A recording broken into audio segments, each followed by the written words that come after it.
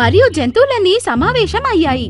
మిత్రులారా, ఏదైతే నేను ఆలోచిస్తున్నానో మీరు కూడా అదే విధంగా ఆలోచిస్తున్నారు కదా? అవును మహారాజా, మేము కూడా అదే ఆలోచిస్తున్నాము. అడవిలోని జంతువుల మరణాలు ఎలా జరుగుతున్నాయి అని, అది కూడా కేవలం యమునా నది నీళ్ల వలన. అవును మహారాజా, దాని కారణంగానే నట్కట్టి కోతి యొక్క పిల్ల ఇంకా విశాల్ ఏనుగు కూడా చనిపోయింది. ఇంకా ఇద్దరి యొక్క చావుకి కారణం యమునా నది నీళ్లు. ఎందుకంటే ఆహారం మనం అందరం కలిసే తింటాము. అవును మహారాజా, మా అందరికీ ఇదే ఆలోచన ఉంది. అడవి జంతువుల మరణాల వెనక యమునా నది నీళ్లలోనే ఏదో కారణం ఉంది అనిపిస్తోంది. ఇప్పుడు మేము తెలుసుకోవాలి ఇదంతా ఎలా జరుగుతోంది అని. ఎందుకంటే ఒకవేళ ఇలాగే వెళుతూ ఉంటే మన అడవి అంతా అంతమైపోతుంది.